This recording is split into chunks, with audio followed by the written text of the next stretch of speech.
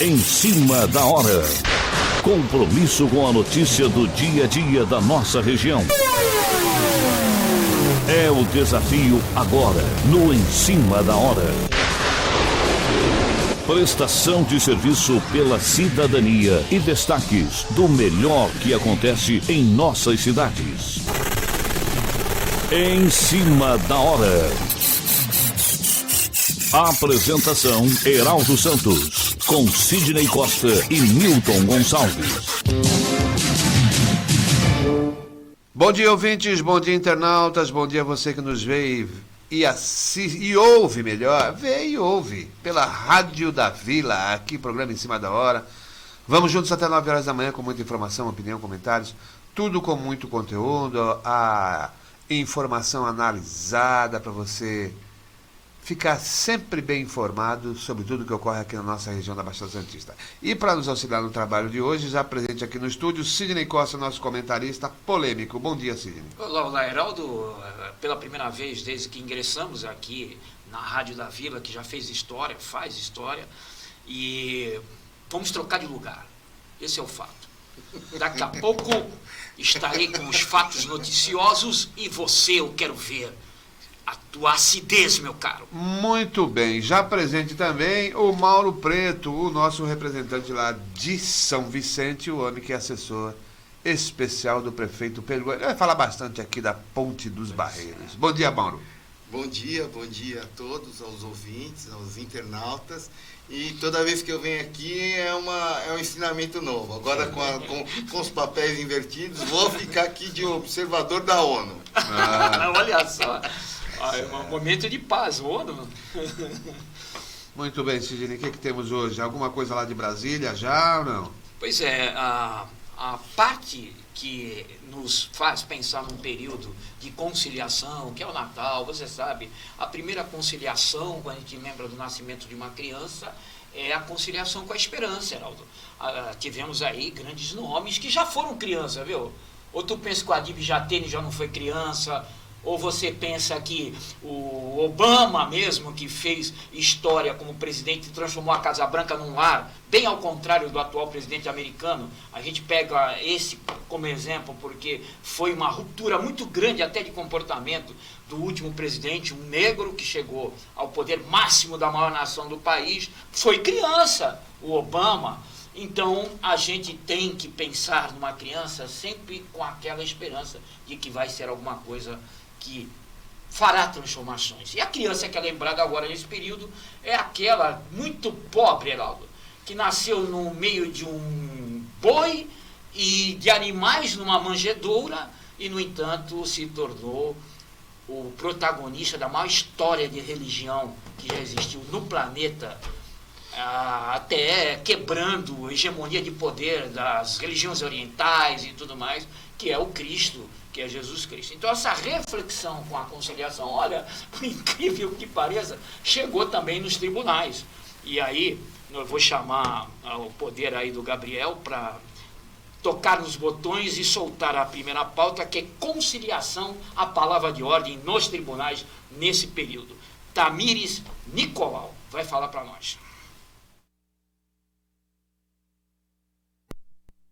Criar centros judiciários de solução de conflitos, SEJUSCs, para disseminar a cultura da paz por meio do diálogo. Essa é a determinação do Conselho Nacional de Justiça para estimular a conciliação como forma de resolver conflitos e desafogar a justiça de processos. No Pará, o Judiciário já instalou 13 SEJUSCs. As conciliações podem ser feitas em demandas pré-processuais ou em ações que já tramitam na Justiça. Para ampliar esse serviço, o Judiciário do Pará formou mais 83 conciliadores e mediadores judiciais. A coordenadora do Núcleo Permanente de Métodos Consensuais de Solução de Conflitos do TJPA, desembargadora Dail Paraense, comenta a relevância desse trabalho para a justiça. Eles ajudam as partes a resolver os seus problemas, porque as partes vêm envolvidas em vários sentimentos, de raiva, de ódio, de desprezo, tudo que vocês imaginam de sentimento do ser humano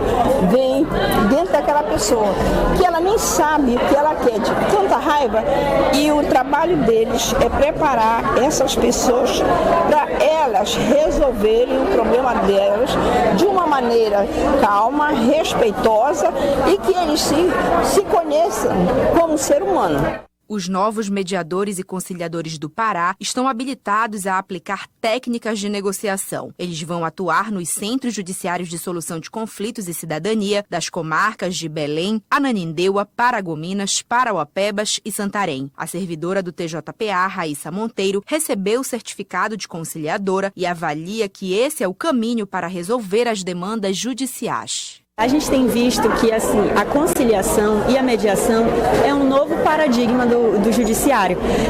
A quantidade de processos ela é muito grande e a gente tem que arranjar meios alternativos para solucionar os casos. E a conciliação e a mediação elas chegaram também com esse objetivo, e principalmente porque as partes elas ganham autonomia na resolução das situações dela. Elas não precisam que um terceiro, no caso o juiz, resolva, e elas saem de lá realmente satisfeitas. O curso de mediador tem 40 horas de aulas teóricas e 100 horas de aulas práticas. Já o curso para conciliador tem 24 horas de aulas teóricas e 100 horas de aulas práticas. Agência Rádio Web, de Belém, Tamires Nicolau.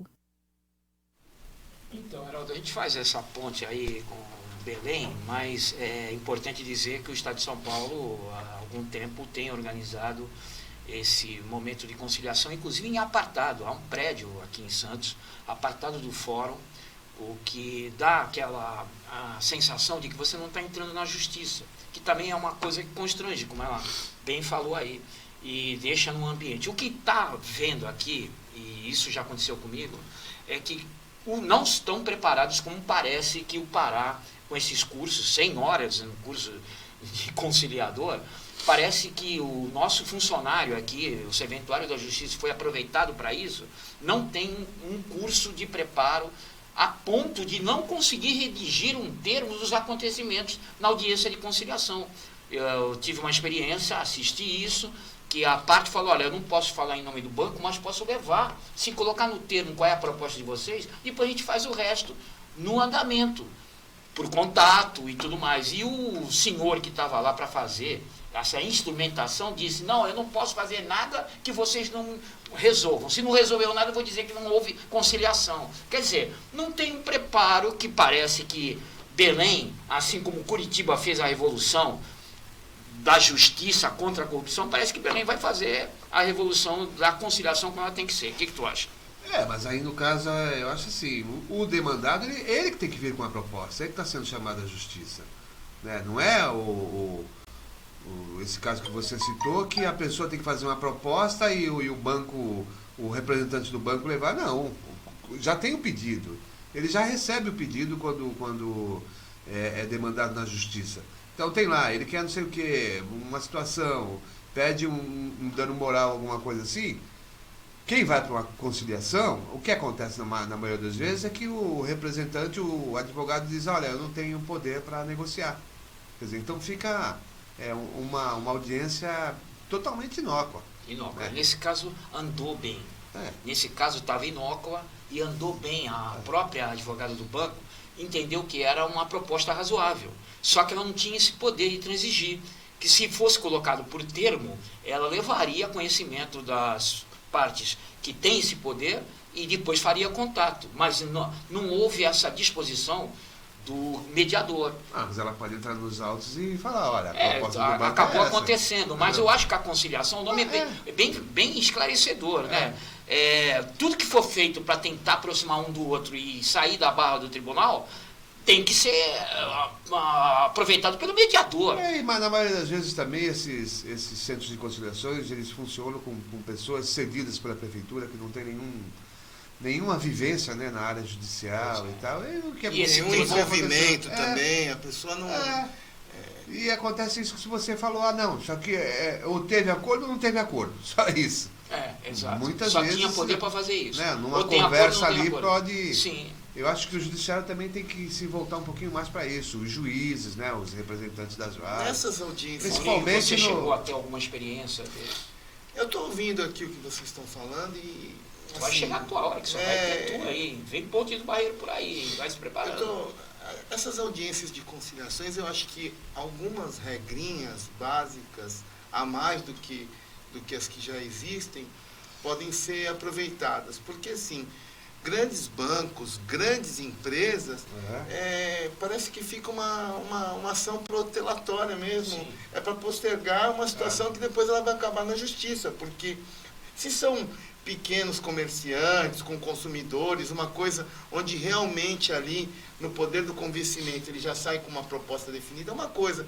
Agora, empresas grandes parece que me dá a impressão que é mais uma situação para postergar um pouco mais a situação. É isso que eu... Espera de uma condenação ou de um acerto pelo juiz. Nunca eles facilitam para conciliar. É duro isso, enfrentar o grande poder econômico. Não, mas assim, eu acho que principalmente nas varas de juizado especial, os juízes têm que talvez se reunir com os conciliadores e propor, né, olha... Dá um norte, né? Aqui é mais fácil para ambas as partes vocês entrarem num acordo, porque se eu decidir, a parte contrária vai recorrer e tal, e a gente vai cair sempre nesse sistema de... Esse caso da conciliação precisa um treinamento efetivo.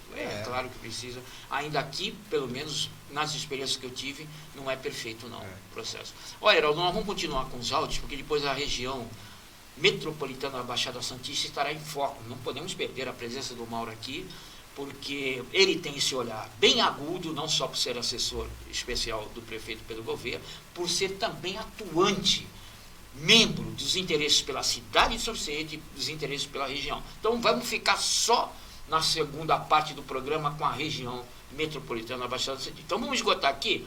Eu gosto muito do PSDB, é bom em números, viu? Já soltou uma aqui, olha, São Paulo... Números do governo estadual apontam 280 mil novos empregos. Adriana Mesquita que vai dizer esse cadastro governamental. Como sabe de idades, viu?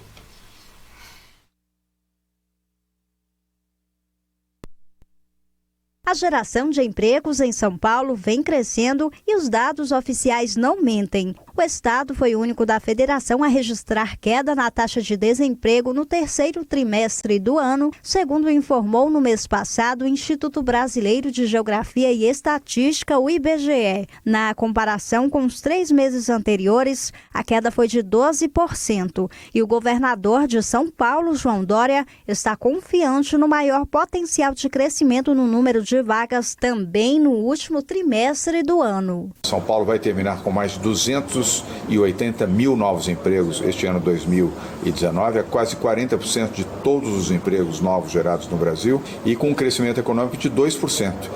O PIB com um crescimento de 2 pontos, o dobro do PIB do Brasil, que é de 1 ponto. Mas nós fazemos parte do país, então ficamos felizes de ajudar no crescimento do país e ajudar também a criar um clima e uma expectativa melhor para o ano de 2020. A empregabilidade e o desenvolvimento econômico foram a pauta principal da agenda de Dória nesta terça-feira na capital federal. Durante reuniões com o secretário especial e chefe do Escritório de Representação do Estado de São Paulo em Brasília, Antônio Embaçaí, o governador tratou ainda do agronegócio e de novas medidas econômicas propostas pelo governo federal. Mais cedo, Dória teve compromisso com a Frente Parlamentar Suprapartidária em defesa da indústria da música, a FREMúsica. A música, o entretenimento, as atividades culturais, o artesanato são responsáveis por milhares de empregos em São Paulo e no Brasil. Lá no estado de São Paulo nós apoiamos fortemente com os programas de incentivo à cultura, com o financiamento dessas atividades no cinema, no teatro, na dança, na música. Criada neste ano com a assinatura de 226 deputados de 26 partidos, a FREMúsica tem como principal interesse os assuntos ligados à economia do setor. Agência Rádio Web de Brasília, Adriana Mesquita. Então, Maurinho, a gente sabe do seu envolvimento político há muitos anos e você conhece bem todo o desenrolar dos governos PSDBistas e você sabe que números eles gostam de trabalhar. E agora? Está aí redução de emprego, investimento em cultura e uma moldura para São Paulo como a locomotiva da nação, como sempre a gente sonha, mas não se sabe se esses números são efetivos. O que tu acha?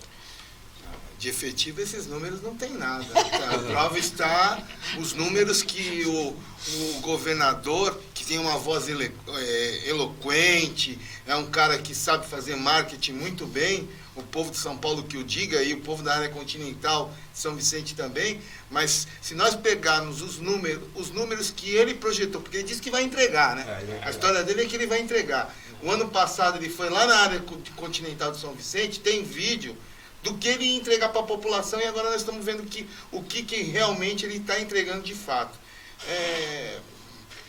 Sidney, desculpa, mas assim, o que ele fala para mim não junta A com B, não junta Lé com Cré, é sempre um fato factual, do que ele irá fazer, do vitrine, que ele vai entregar. Vitrine. Veja, Vitrine. E outra coisa também, assim, eu gosto de fazer as coisas assim, até com justiça no que eu penso, justiça intelectual. O PSDB também, ele tem dois lados do PSDB, né? Tinha o PSDB que era do Geraldo Alckmin, que, como diz o Márcio França, é um cara previsível, segunda é segunda, terça é terça, quarta é quarta, né? A gente sabia, ele era um camarada previsível, então o Estado de São Paulo também tem um funcionalismo público de respeito, que tem pessoas muito competentes, então a máquina meio que anda sozinha. Perfeito. Agora, as coisas que ele, infelizmente, o João Dória, para mim, tudo que ele fala, ele não entrega, simples assim. Legal. E aí, Heraldo? Eu acho assim, num universo de 13 milhões de desempregados, cuja maioria está concentrada aqui no estado de São Paulo, ele anunciar 280 mil 12%. empregos, novos empregos, não representa absolutamente Ainda nada. mais num estado como o nosso, Desculpa, né? os números que ele apresenta sempre não representam nada. Ele acabou de abdicar de imposto da questão do combustível para 3 empresas de aviação específicas. São 400 milhões. E ele diz que é por conta de incentivo. A passagem aérea já baixou o preço aí? Não. A bagagem do avião parou de ser cobrada? Não. Então, assim, e aí agora para a gente ter investimentos que ele se comprometeu e fez a fala de promessa para entregar e ele não entrega, então...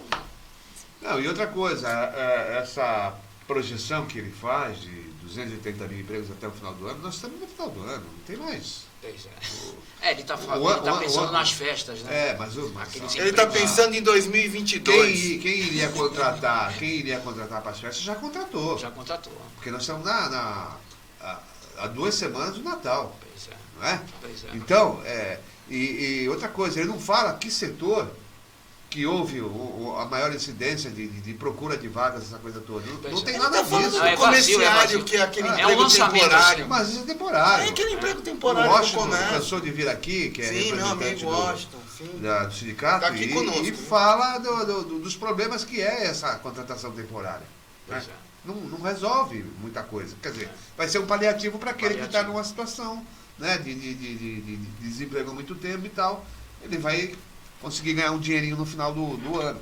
Mas não é o que resolve o problema de criação de vagas mesmo, de criação de empregos. Quer dizer, então o governador continua jogando com a população. São os famosos números do PSDB. Pois é, e nós vamos entrar nesse jogo. Agora vira cassino mesmo, Heraldo, o assunto. Porque o novo fundo eleitoral deve prejudicar diretamente áreas como educação e saúde. Quem traz essa informação é Alexandre Fiore.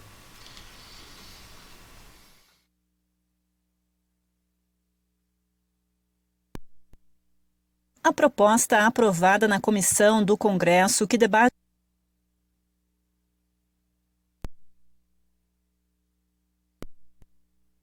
A proposta aprovada na comissão do Congresso que debate o orçamento 2020 praticamente dobrou o montante a ser destinado ao custeio das campanhas políticas. O aumento sugerido é de 1 bilhão e 800 milhões de reais. Com o acréscimo, o fundo passaria a ser de 3 bilhões e 800 milhões, dinheiro público destinado às campanhas eleitorais para prefeitos e vereadores em 2020. Parte desse dinheiro vai sair da saúde, podendo chegar a um montante de 500 milhões de reais, enquanto a educação será desfalcada em 280 milhões. Já a infraestrutura, 380 milhões de reais a menos. Também programas como Minha Casa Minha Vida poderão perder cerca de 70 milhões de reais. Para o diretor do Comitê Nacional do Movimento de Combate à Corrupção Eleitoral, entidade que integra a plataforma dos movimentos sociais pela reforma do sistema político, Luciano Caparrós, aumentar esse valor vai exigir que programas sociais sejam prejudicados, aprofundando a injustiça social. Embora considerando que a democracia tem um custo e o fundo eleitoral poderia ser uma saída, ele foi aprovado sem as contrapartidas necessárias, como a distribuição equânime entre os candidatos do partido, transparência e outras. Assim, entendemos que a diminuição dos gastos e melhor uso poderia diminuir o valor, que já é muito grande. Aumentar este valor vai exigir que programas sociais sejam desfalcados e prejudicados,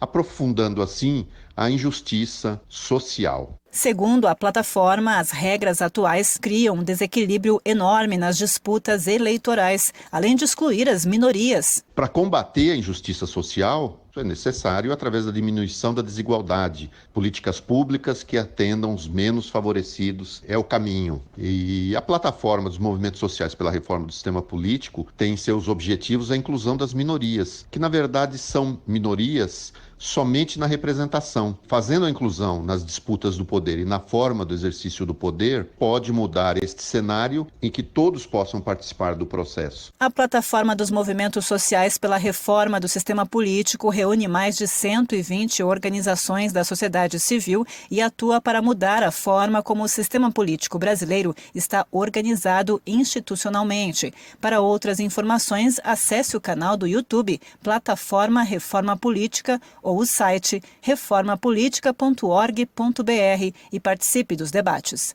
Agência Rádio Web de Brasília, Alexandra Fiore. Alexandra até caracterizou aí a mudança do gênero, que eu errei aí, Alexandra Fiore. Então, Heraldo, começa com você, por quê? Porque essa tem sido uma discussão contínua no programa do uso do dinheiro público como circunstância para evitar a corrupção das grandes empresas. O STF tinha tirado o poder da pessoa jurídica do ar e agora eles resolveram, como solução, colocar dinheiro público. Quer dizer, nunca escapa, né? A gente não sabe o que é pior, né? Se deixa o político se beneficiar de doações de particulares, ou se tira da saúde, da educação, né, de investimentos prioritários. Grande volume de dinheiro tirado. Não tem sentido você destinar uma verba tão grandiosa para o sujeito fazer uma campanha. Ora, quem quer ser político, consiga os seus próprios meios. Lógico, eu até acredito que deve prevalecer sim o financiamento de empresa privada dentro de um critério rigoroso, né, limitando e fiscalizando. Agora, dinheiro público para isso não tem sentido. Quer dizer, então eu crio um partido que eu sei que vai ter uma receita sem eu nada a produzir. E aí eu distribuo entre os meus pares lá, olha, estamos aqui para fazer... Não distribui assim, não. A legislação manda ser por igual, mas eles não fazem. Ah, então. Só alguns são privilegiados. Os caciques que ficam com o dinheiro, sim, né? Sim. E os chamados cabeças de chapa é que vão se beneficiar disso. Sim. E aí, Maurinho? Então, eu acho que precisa rever essa situação. Não é boa, não. Eu fico mais ou menos com a tua opinião, assim. A gente não sabe também muito por que caminho seguir, mas que regras mais claras precisam ser adotadas. Repare, a questão da internet é uma grande válvula de escape para o gasto excessivo das campanhas. Agora a gente também já ouviu dizer que há quantias vultuosas aí nos robôs que interagem e trabalhando com os algoritmos e fazendo com que também a campanha se torne cara. Eu também sou a favor de financiamento privado de campanha dentro de um limite específico, porque eu acho que ou empresa ou pessoa física, ela pode se manifestar apoiando e contribuindo para uma candidatura. Eu acho que é legítimo e democrático, mas que toda lei que é feita sempre acaba tendo um jeitinho para a gente dar um somebody love nela. Não tem jeito, sempre tem um somebody love na história. Pois é, a circunstância que agora a gente vai ter que invocar, Heraldo, é a região metropolitana da Baixada Santista. Já demos uma navegada aí no cenário nacional e importa mais a gente estar preso aqui ao litoral. O litoral sofre muito, a política do PSDB é bem distante dos problemas do litoral, e nós vamos começar por um mais grave, que a Justiça colocou uma medida desde 30 de novembro, e o Maurinho entende bem do que está acontecendo lá. Ele está sempre na área continental, por questões até da assessoria e do seu próprio interesse pelo melhor da cidade. Olha, a manchete é essa aqui. São Vicente, laudo para a liberação da Ponte dos Barreiros ficará pronto nos próximos dias. O secretário estadual de Logística e Transporte do Estado de São Paulo, João Otaviano Machado Neto, garantiu que o laudo necessário para embasar o pedido de liberação parcial da Ponte dos Barreiros deve ficar pronto nos próximos dias. O equipamento que liga a área continental e a área insular da cidade está interditado desde o dia 30 de novembro para o tráfego de veículos após determinação da Justiça. A interdição total da ponte foi determinada após o Instituto de Pesquisas Tecnológicas do IPT fazer uma vistoria e especialistas apontarem risco de um colapso estrutural. Durante nova visita técnica com o IPT, o secretário promete conseguir a liberação parcial da ponte. E aí, Maurinho, você está acompanhando para e passo o que vem acontecendo lá nessa questão de ligar as ilhas.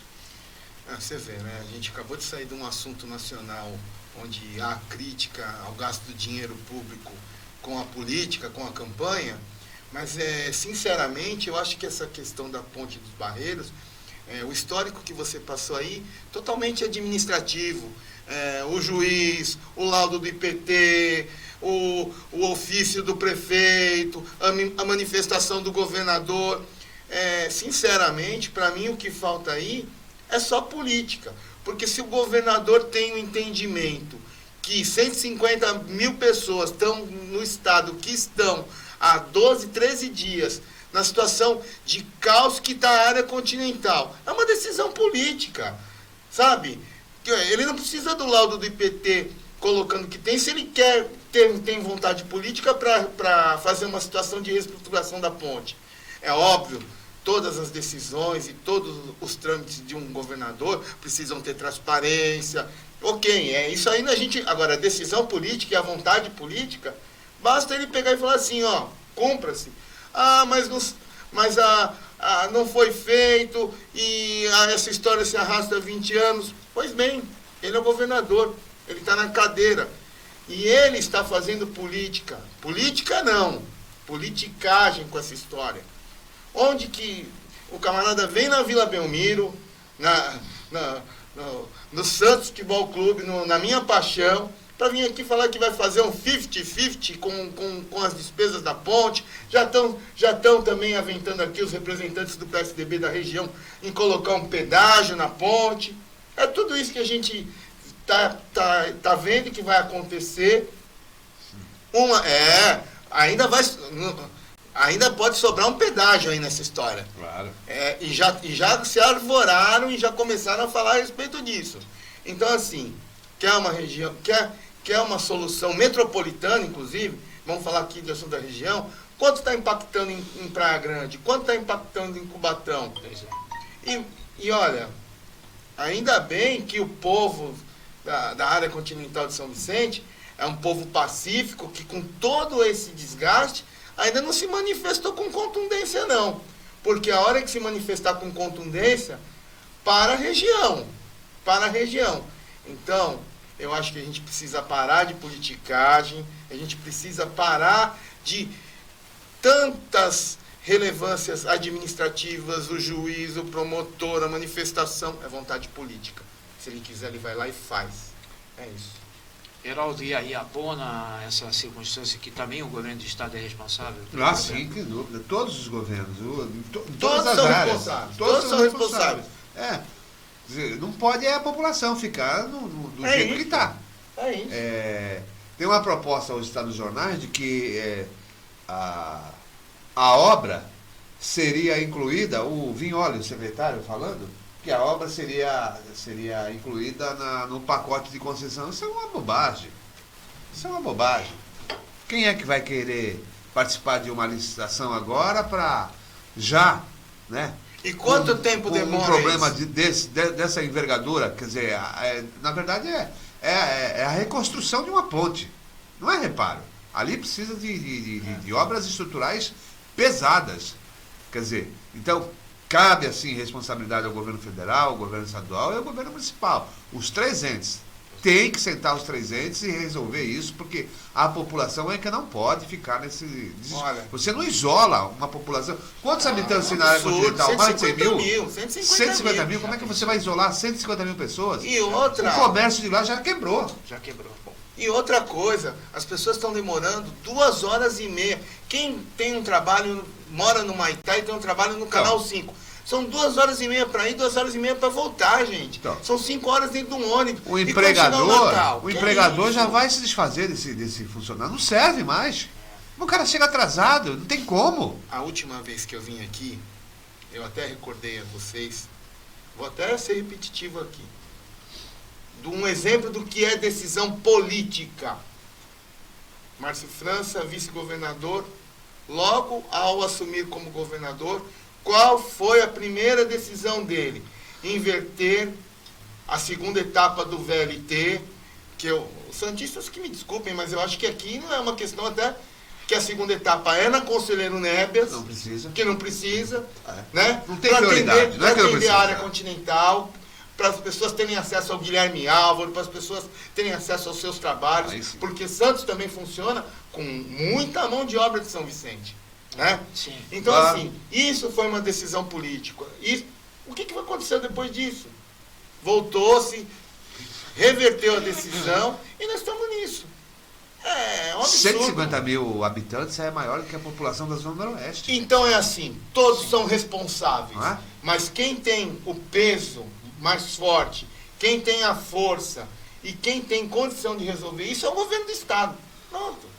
Quer dizer, são quase 2/3 da população lá. Uma quantia muito grande, né? Você não tem como você isolar. Outro dia eu lancei aqui uma proposta, não sei se é viável, Mauro, de você, pelo menos nesse período emergencial, você colocar ali umas faixas exclusivas de ônibus para chegar até lá.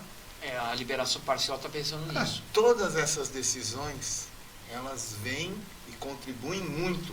Até tiraram sarro de carrosselas que foram colocadas lá na ponte, tiraram sarro. Só que assim, a pessoa não sabe o que ela pegar lá do Quarentenário, vir a pé até a cabeceira na ponte e ter uma carrossela lá. Porque as pessoas não se compadecem dos outros. Vai na politicagem. Então, todas essas ações, elas beneficiam e vêm a calhar sim. E outra coisa, havendo, é um termo até já desgastado, mas havendo vontade política, você poderia, né, fazer umas obras estruturais emergenciais e aos poucos ir limitando o tráfego na ponte e você vai arrumando. Agora, não dá para ficar interditada a parada. Vai criticar o judiciário também não é um bom momento. E se cai a ponte? E outra, caiu no colo do judiciário. Não é? Porque não houve a decisão. Se eu sou o juiz, eu mando. Não, se um ônibus pode. É lógico. A gente tem visto aí prédio caindo, ponte desabando em cima de Não, e se o ônibus cair em cima do juiz, se cai um ônibus lotado, morre gente afogada. Morre gente. Morre, não, tá certo. Claro. A medida tá certa. Agora, é razoável o que você fala, que até a tentativa do IPT, né? Eu não quero liberar parcial. Eu não quero. Liberar pelo menos os ônibus. Não, você vai consertando de um lado e você limita ali o passe e pare lá, siga e pare, não sei o que e tal. E eu não quero amarrar uma coisa na outra, porque talvez às vezes até atrapalhe mais. Mas por que a segunda etapa do VLT é na Conselheiro Neves? Porque política é feita... Se você tem ali, você já resolve 99% do problema. Porque qual é o problema? O problema é o deslocamento da população, só isso. Não podia mexer. Se tem VLT, as pessoas vão de VLT. Não podia mexer na Vão deixar até carro em casa, vão deixar ônibus, não podia mexer. Você vai fazer interligação, os modais ali necessários. Teria que ser a primeira fase pro lado da Ponte de Barreiros, até porque também arrumando a estrutura de... A crítica que se faz ao VLT é arrumava sempre essa. Depois Ele vai do nada, ele vai do nada a lugar nenhum. Ali As funcionaria, pessoas tinham que atravessar a ponte para pegar o VLT, para se deslocar em Santos, cujo trajeto ele não supre. Nós estamos falando aqui... Os pontos de emprego das pessoas. Nós estamos falando da região metropolitana. Sim, mas... estrategicamente, um terminal de ônibus. Supriria pelo menos o chave. Lógico. Escuta. Ele errou desde a primeira concepção. Lógico. Ele tinha que vir de lá. Um terminal de baldeação nos moldes do de Bastos, lá na Praia Grande, na curva do S, que onde seria o caminho natural do VLT, sentido litoral sul, e é isso. Aí você, toda a região da Praia Grande, você conseguiria abastecer para o VLT, mas vamos lá, vamos para a Aqui nós perdemos um tempo enorme discutindo, se passa ali vizinho ao Mendes, né? Lembra disso? Passamos um tempão inteiro discutindo isso. E aqui vai mexer na estrutura de quantos imóveis aqui, de quantos prédios aqui? Muita coisa.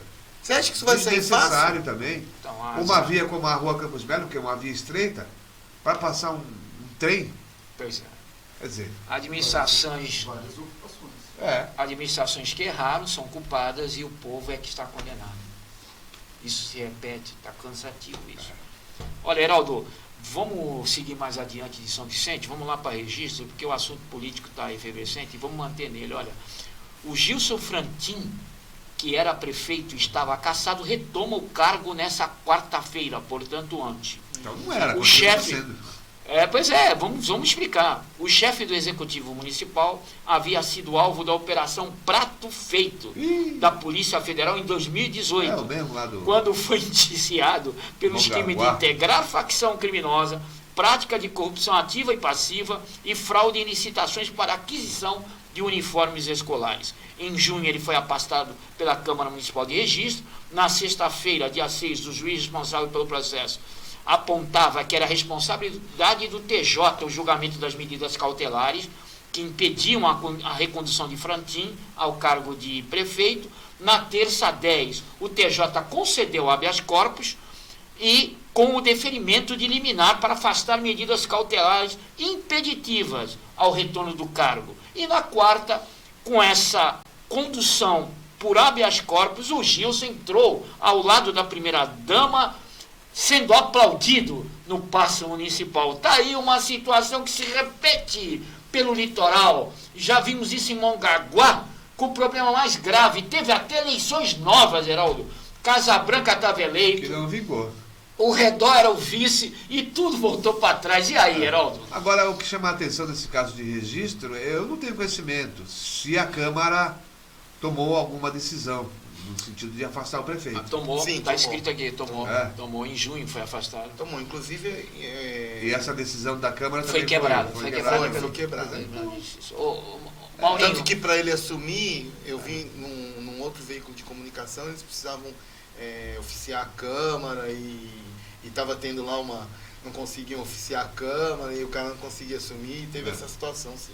Então, Maurinho, você vive bem a nossa região metropolitana e já aconteceu em Cubatão, Gamarça Rosa, vem se repetindo essas marchas e contramarchas em que é feito o julgamento, até um certo momento, o Legislativo tinha esse poder de afastar e quase nunca o tribunal mexia com isso, que era um poder independente. Sim. E ultimamente eles vêm, o caso da Márcia Rosa foi único, 2 vezes afastada, 2 vezes retornou. E agora a gente vê isso acontecendo em Mongaguá, vamos vendo em registro, e é uma blindagem que tem esses políticos do litoral, É uma blindagem também, assim, vamos ser sinceros também, eu não quero muito entrar nessa seara, mas assim, a qualidade também das casas legislativas e dos seus representantes também tornam essa situação favorável para que o judiciário acabe se investindo das decisões e fazendo o papel que teria que ser do legislativo. Mais um caso onde você tem uma decisão. A história toda é a seguinte: como fica o município? Como fica o munícipe? Como que é o andamento da cidade nesses 4 anos? Se a gente estava falando agora há pouco aqui que tem situações que a decisão política ela é fundamental para tocar e dar um norte numa situação. No caso desse fica tudo indefinido. Mas e como que fica a decisão de qual investimento e de qual bairro da cidade vai ser construída uma escola? Ou o que quer que seja. Não, aconteceu de não tem. Tá abandono. Esse prefeito, Mauro, você tem essa informação? Ele é ligado ao Samuel Moreira, não? Não tenho essa informação, não sei dizer. Porque são algumas castas de políticos também que vêm dominando regiões por décadas. Quer dizer, agora, eu não sei, eu acho que depois desse escândalo todo, eu acho que a população fica um pouquinho mais alerta, né? A população já tem feito seus filtros naturais e eu sempre acredito que a decisão... Então nós vamos ter eleição ano que vem, quer dizer, o pessoal de registro, cadê o dinheirinho das crianças aqui da merenda? Pois é. Cadê os uniformes? Cadê os uniformes? Pois é. Que coisa grave. O de Mongaguá está afastado, né? Deve estar de mão dada com o de Mongaguá, né? Não, mas ele tá sinceramente, são tantas indas e vindas que eu não sei te responder. Não, ele está afastado. O Cabeça é o prefeito lá, não é isso? Sim, o Mauro Cabeça, Ele se livrou lá do... Márcio Cabeça. Ele se livrou apenas lá da formação de quadrilha, né? O outro processo ainda está correndo. Sim, o Próxida. Sim, a questão ali foi que afastaram, e o decreto 901/67 se refere só ao prefeito. O vice falou, eu tinha que estar no lugar. Por que a Câmara afastou nós dois se o decreto só se refere ao prefeito? Mas acontece que o vice também está respondendo por crimes de corrupção. Eu não entendi isso. E o tribunal reconduziu apenas por uma força da gramática. Não, mas é porque nas investigações não pegaram nada com o vice. Mas ele está respondendo. Ele está respondendo. As ligações eram feitas por ele, né? A voz foi identificada. O prefeito não fazia essas ligações. Eu acho que... Ali foi aliás, a própria juíza que voltou atrás num ato de reconsideração, que eu não tenho visto ultimamente juiz reconsiderar nada. Ela não tinha dado a liminar para ele reintegrar. Depois veio um pedido e ela voltou atrás. Muito estranho o problema de Mongaguá. Não, muito estranho, muito tá particular. Confundindo. São duas cortes, a corte eleitoral e a justiça comum. O pedido do Márcio foi feito por Tribunal de Justiça para dar liminar em questão de vício no processo originário. Para ele continuar no cargo. E foi deferido isso. Não, de plano não. De plano ela não deu, não. Aí a defesa fez uma reconsideração, um pedido, e ela reconsiderou. Até aí é normal, porque a questão é muito meticulosa. Eu acho que nesse caso a juíza não deu para avaliar melhor. Escuta, espera um pouquinho, vamos ver isso aqui. Se tal não está envolvido com o outro, se a investigação da Polícia Federal lança também lama em cima do cara. Mas aqui para o litoral, aqui para a região metropolitana, isso é recorrente. Você pode caçar que ele volta. Ele volta. Nem que seja para pagar a luz. É fraco. Ela voltou para pagar a luz. É fraco. Mas é uma questão da Câmara, vai dizer, ela tinha que gastar 10 em educação, gastou 9,5. Isso é fraco, Sidney. Entendi. É mais ou menos por aí. Agora, nesse caso aí do Próxima, não. Ali tem os contratos, tem o não fornecimento dos produtos para a merenda. O dinheiro achado na casa que ficou agora como herança. O dinheiro é o de menos. O nosso Malavase conseguiu. O Gedel também não estava lá com a mala cheia lá no apartamento também? 50 e tantos milhões. Eu tenho um amigo que disse o seguinte, ele atuou na campanha de um prefeito e tal, do interior paulista. A primeira coisa que o prefeito pediu para essa empresa que participou da campanha, injetou recursos, não, eu quero que me alugue um apartamento em São Paulo e me dê as chaves. Que legal. Você aluga lá, a empresa vai lá e aluga, mas põe o nome de um laranja qualquer e tal, mas eu quero a chave. E eu quero um cofre lá dentro. Pra quê? Pra guardar o quê? Papel? Olha, nós vamos agora uma cidade querida aí do nosso Mauro. Olha, nós vamos para Iguape e o escândalo fica pior. Que rivaliza ali com São Vicente, né? Uma e outra diz que é a primeira do Brasil. Então, olha, hackers invadem o sistema da Prefeitura de Iguape e somem 420 mil reais. A Prefeitura de Iguape, no interior de São Paulo, teve um sistema de informática e finanças invadido por hackers e 420 mil reais foram desviados do Fundo de Participação dos Municípios. A informação foi divulgada nesta quarta-feira no site oficial da administração municipal. Na data, conforme explicado pela Secretaria de Finanças, a conta do FMP de Iguape recebeu do governo federal um repasse de R$ 713.797,50. A invasão foi identificada rapidamente pelo Departamento Municipal de Economia e Finanças do município. E o Banco do Brasil abonou que houve mesmo interferência de hackers e notou a movimentação suspeita e fraudulenta. A responsabilidade, segundo a administração municipal, é da instituição bancária e os recursos devem ser restituídos à Prefeitura. Nesse sentido, a Prefeitura de Iguape afirma que o banco vem realizando esforços e já instaurou o processo interno antifraude. E agora, Maurinho, lá em Iguape, a nossa querida Iguape, sumiu quase R$500 mil. Eu pensei que você ia falar da culinária caiçara. Essa é a sua parte, né? Eu pensei que você ia Será que falar tem só de coisa algum boa. Gastronômico pegando esse dinheiro aí, não? Tem um gastronômico, eu não sei se é gastronômico, mas que tem um ligeiro virtual aí, tem, né? Essas cidades que tem aí um dia a dia bem menor do que os grandes centros, Santos, né?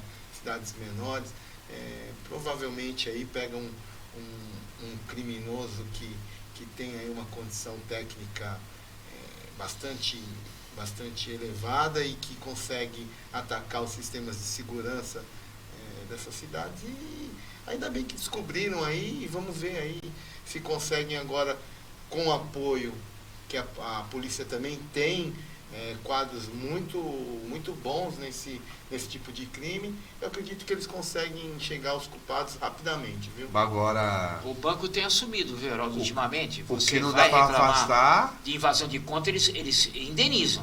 Os bancos têm assumido realmente. Mas o que não dá para afastar da investigação é o possível envolvimento de pessoas de dentro. Porque como é que você sabe que o dinheiro vai cair um repasse vem naquela data, essa coisa toda? Porque dinheiro de fundo de participação do município é usado pela prefeitura rapidamente também. Não vai ficar em banco. Não fica. Não fica. Quer dizer, então, sabe, alguém tudo sabe. Muito ágil, né? Pode entrar agora que pingou lá. Pingou na conta. Ninguém é bobo, né? Agora, vai. Ninguém é bobo. Mexe as ferramentas. Eu não vou entrar no sistema que tá lá zerado, pô. Eu vou entrar quando tem mesmo. Então, olha, a gente vai terminar o foco aqui das notícias da região metropolitana com a prorrogação das cartinhas para o Papai Noel. Olha só, moradores da Baixada Santista que quiserem adotar as cartinhas das crianças na campanha Papai Noel dos Correios têm agora um prazo para escolher alguns desses pedidos. A campanha foi prorrogada até a próxima terça-feira, dia 17, em todas as agências participantes da região. A entrega do presente será providenciada pelos Correios. Aquele que escolher e adotar uma cartinha deverá imediatamente comprar o presente que ele tentar atender e na mesma data entregar. Tudo tem que acontecer até terça-feira, 17/12. E nós vamos deixar isso só como notícia, porque precisamos falar da repercussão que foi a caranguejada Boa Vista. Ô Maurinho, por favor, nos dá o relatório de um trabalho cansativo de vocês, mas que resultou na volta da culinária famosa de São Vicente e também no resultado beneficente do projeto. Nós tivemos lá, eu e o Heraldo, mas eu quero ouvir da sua boca o resultado. Primeiro eu queria realmente agradecer a presença de vocês lá. Que isso. E eu fico muito lisonjeado que pessoas tão bacanas e que Eu falo aqui, mas falo com sinceridade mesmo, que eu estou aprendendo um pouquinho aqui, então fiquei muito contente de vocês prestigiarem o evento. Foi um evento que tinha uma causa nobre, né? A renda era revertida, foi revertida para a Casa Anderson, que é uma casa de São Vicente que faz um trabalho excepcional com quem tem paralisia cerebral, os jovens com paralisia cerebral da cidade. Então, foi uma tarde de amor. Eu consegui, eu tenho muita sorte na minha vida, né? Eu consegui mobilizar uma família maravilhosa lá de São Vicente, a família Cação, que foi dona do restaurante Boa Vista por mais de 50 anos. Então, eles colocaram realmente a mão na massa. Ali eu fiquei só de ajudante de cozinha e observador, viu? Porque eu estava falando com gente grande, que sabe realmente tudo da culinária, e fizemos o prato principal da casa, que foi sucesso durante muitos anos, uma culinária caiçara, culinária raiz mesmo, calunga de São Vicente, e não poderia ter sido melhor. Então, os amigos que participaram, a casa cheia, agradecer ao Sérgio Carmo, lá, que é o proprietário do restaurante, que cedeu espaço, porque é um restaurante que é uma casa que só funciona à noite, então ele abriu espaço para a gente poder fazer essa caranguejada lá, o The Family, e foi tudo maravilhoso, lotado, vocês viram lá, um ambiente muito bacana, muito gostoso. E vou te dizer uma coisa, o seu Eugênio Cação, que é o chefe lá da família, pegou e falou assim: olha, gostei da história, vamos fazer agora um marisco a lambi-lambi, pode procurar a instituição, tal, que a gente vai fazer lá. Então, foi muito, muito, muito gostoso ter trabalhado para essa situação. E, assim, né, para casas sérias. A Casa Anderson é uma casa de São Vicente que faz um trabalho seríssimo. Então, um beijo aí para a Rose, para a presidente lá e para todo o grupo que trabalha. Olha, aqui a equipe de Cima da Hora está assumindo também algumas ajudas, já tem encaminhado algumas cestas. Sim. Trabalho importante. Você, sim. E a gente soube dele através de você e sua esposa, e nós vamos apoiar. Trabalho importante lá. O Sidney já ajuda há algum tempo aqui, e a gente faz esse trabalho porque, assim, da história toda da política, o que vale é a gente fazer política para servir as pessoas. Esse é o intuito da política. Qualquer outro intuito... Você mencionou nossos nomes presentes, mas teve outros nomes importantes aí da sociedade vicentina? Quem mais teve lá? Sim. Teve o deputado Caio França, a família toda do governador Márcio França, que é muito querido e muito estimado para mim. A classe política, porque quer queira, quer não queira, é o meio que eu transito e que é a minha paixão, é o que eu gosto de fazer. Então, assim, estava bem bacana, muitos secretários aí prestigiados. Então, fiquei muito satisfeito com o resultado. E aí, Heraldo, cansou batendo martelinho? Como é que foi? Não, ali é bom, ali é gostoso, é um prato que você come ali. É uma terapia, né? Que tem que ser com os amigos, né? Você vai degustando ali o caranguejo. E o caranguejo de educação é uma coisa extraordinária. Espetacular, aquele molho que nós comemos. Ele estava me contando a história, ele começou na balneária em Santos. A balneária, que era ali no Gonzaga. Sabe que a gente comeu aquele molho de joelho lá? Aquele molho aquele. Eu lembro na balneária tinha aquelas mesinhas ali já de mármore, né? E as curiosidades da cozinha.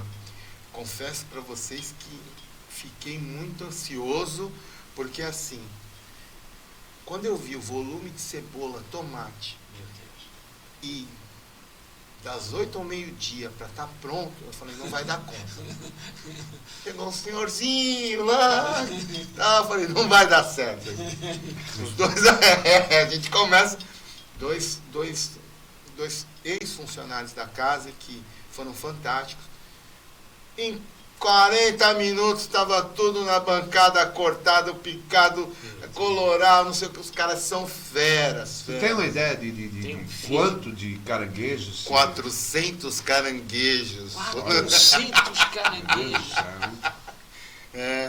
Bem, uns 8 nós levamos para 400 caranguejos, não sei quantos quilos de cebola, de tomate, fazer os molhos e tudo. 40 quilos de cebola, 30 quilos de tomate, colorau. Foi mesmo, foi bonito, foi lindo, né? Se você considerar que com uma cebola e 3 tomates você faz um pote de vinagrete, você imagina 40 quilos. Mas é que o segredo mesmo é aquele molho, então precisa ter... O segredo é o molho, medida. Bom, Heraldo, e aí? Anota, né? Encerrei aí a minha primeira participação com a sua presença. Com louvor. Espera um pouquinho, não tem coisa ainda. Não vou falar disso, não. Eu desisti. Não. Hoje eu tô na pauta, meu irmão. Já era. É notícia, o jornalista não pode. Não vou fazer isso, não. Tá tão bom, encerramos com a vitória saborosa do sábado. Não pode. Do sábado no Family, rapaz. Que negócio é esse? Vai queimar, vai dar uma indigestão, pô. Eu tô com o Heraldo, você não pode fugir da notícia. Não, vai ferir a gente, vai ferir. Eu quero saber como é que é isso. Vai ferir nossa paixão, poxa. O homem vai logo pro Verdão. O problema não é esse. Ele está saindo do clube e agora está acionando o clube. Não só ele, como o staff dele. Olha, você hoje, e agora? Você hoje mostrou uma postura que eu tenho que respeitar e falar. Você me deixou à vontade, eu estava tenso. Tá? Então me deixa à vontade, não deixa eu dar essa nota tudo amanhã. Sexta-feira 13, escuta, sexta-feira 13, escuta bem, tudo a ver. Sexta-feira 13, anúncio do adeus ao Santos, não faz isso. Tem um vídeo, tem um áudio aí, vamos ouvir. Boa! Como é que o...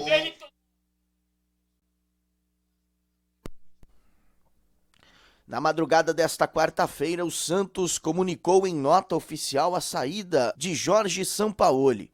O treinador argentino pediu demissão, segundo o clube. Uma briga com o presidente do Santos, José Carlos Pérez, aconteceu nos bastidores. Em reuniões de tratativas de renovação de contrato, Jorge Sampaoli teria pedido, além de sua demissão, que liberassem seus auxiliares. Mas o presidente do Santos fez jogo duro e só liberaria os profissionais caso houvesse o pagamento de uma multa no valor de 3 milhões de reais. A decisão aconteceu e Pérez acabou aceitando a saída de Jorge Sampaoli. O time agora foca num novo estrangeiro para substituir Jorge Sampaoli. O argentino Ariel Holan, ex-independente, é o nome mais forte. Holan esteve perto da Vila Belmiro antes do presidente José Carlos Pérez optar por Jorge Sampaoli em 2018. Outras opções são Sebastián Becasec e Juan Carlos Osório, que está sem clube. Miguel Ángel Ramírez, do Independente del Valle do Equador, também interessa. Jorge Sampaoli agora tem seu caminho aberto para negociar com outro clube, que seja no Brasil ou não. Mas o Palmeiras intensificou os trabalhos para ter o técnico argentino, mas o salário pode ser um entrave. Agência Rádio Web de São Paulo, Felipe Esboril. Muito bem, Mauro. O Santista está dividido, na verdade, né? O torcedor do Santos está dividido entre essa saída do Sampaoli. Uns acham que o Santos não teve condições de segurá-lo, outros que o Sampaoli também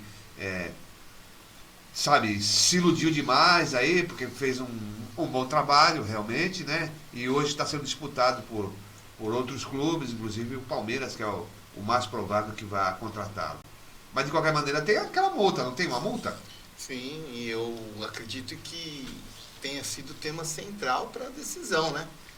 E, assim, é óbvio que houve a valorização, porque ele também fez um belo trabalho. Claro. Mas, pelo que eu vi das notícias, e se foram dessa maneira, a gente viu que a primeira coisa que ele pautou com o presidente foi o plano de trabalho e o plano de investimentos.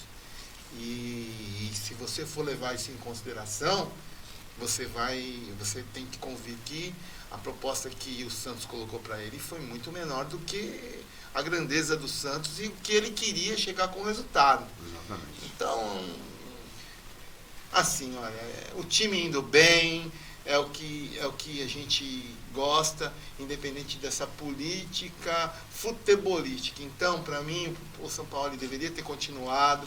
Se realmente foi essa situação do plano de trabalho e de investimento ser totalmente o inverso do que ele propôs, e aí então quem perdeu fomos nós, santistas. É ou não é, Sidney? Você que não queria nem dar notícia. O São Paulo estava escondidinho lá, foi um fracasso na seleção argentina. Pois é. Né? Estava ali nos arredores. É um peso, né? Nos arredores. A seleção é um peso por causa do Messi, toda a polêmica que traz. Nos arredores lá do Buenos Aires e tal, estava ali meio sem eira nem beira. O Santos veio e trouxe. Claro, tem os seus méritos e tudo. Agora, a questão vai judicializar, não tem como. Tem duas circunstâncias. Tem a multa. Tem duas circunstâncias indiscutíveis. A presença do Sampaoli no Campeonato Brasileiro fez uma mudança mais para o campeonato do que propriamente para o Santos. Que não se via há 10 anos. Um time que joga para frente bastante. E o time mais barato dos grandes. E chegou em vice-condição de campeão, tá bom? Agora, é bonito um espetáculo, é bonito um espetáculo de 6 gols, é lindo. Só não é legal com o Santos ganhando de 3-0 e deixar empatar de 3-3. Essa polêmica dele querer também o goleiro adiantado, fazendo ponta de área para lançar e botar a bola em movimento, nessa coisa espirituosa, bacana, porque o campo é enorme, a trave tem mais de 3 metros. Realmente, jogar pra frente tem que ser o objetivo do futebol. E, ultimamente, a gente estava muito na retranca. Pro futebol brasileiro, ele fez uma revolução. Pro Santos, ele construiu uma história sozinho. Ele foi olheiro, só não deu certo o Cuerva. Todo mundo que ele trouxe brilhou. Ele fez uma história sozinho. Muito tempo que o técnico não faz uma história sozinho. O Dorival precisou do Neymar, enfim, há muito tempo o próprio Leão botou os dois para jogar, Diego e Robinho. Muito tempo que técnico não faz história sozinho. Esse Sampaoli fez uma história sozinho. São duas circunstâncias que nós vamos ter que respeitar. Agora, o Santos, desculpa, Maurinho, o Santos não cobrir qualquer coisa para se homificar, nós estamos realmente com uma administração que não pensa no clube e num clube para ser grande. Isso, a atitude de não segurar o São Paulo, depois dessa reflexão que eu fiz, é uma atitude de clube pequeno. Eu costumo dizer logo vamos ser que nem a Portuguesa de Esportes. Vamos ter que vender a Vila Belmiro. Eu costumo continuar assim. Olha, é assim. Infelizmente, mas eu costumo dizer que o Santos continua grande, apesar dos seus dirigentes. Que são pequenos, é verdade. Pois é. Agora, veja só... E provou isso agora, mais uma vez. Veja só, senhores ouvintes, senhores telespectadores, você que nos vê aí, até onde vai o fanatismo do torcedor. Né? O sujeito abre a fala dele e está falando assim, nós somos os vice-campeões. Mais barato dos grandes. O vice-campeão, sabe o que é, na verdade? É o maior perdedor. Tá na Libertadores. O vice é o maior perdedor. Não vem, nós não podíamos ficar sem o Por isso que você não queria que ele falasse. Por isso. O maior perdedor. Escuta, o maior perdedor é o vice. Libertadores, mano. Tá. Calma. O São Paulo tinha que ficar que tu ia ver. Agora eu entendi porque você não queria levantar a bola. Que ele ia cortar. Já cortou, né? Muito bem. Agradecer aqui ao Sidney Costa, ao Mauro, pela presença aqui em mais uma participação no Em Cima da Hora. Renovando os convites para que volte em outras oportunidades, claro. Eu agradeço muito e começar o dia com essa alegria, com esse alto astral, vale muito. Obrigado, viu? Obrigado. Muito bem, fique com a programação da Rádio da Vila. Agradeço aqui ao Gabriel, que ontem nos abandonou. Não sei onde ele está. Ele tem os compromissos, no meio da semana ele dá os perdidos, entendeu? Mas tudo bem. Mas nós fomos representados aqui pelo Marcelo Medrado, o pré-candidato a prefeito, pelo PMN de Santos. PMN, Partido da Mobilização Nacional. Marcelo Medrado me diz que veio para fazer barulho, viu? Anunciou. 33, né? 33. Bom, até amanhã, pessoal. Fique com Deus.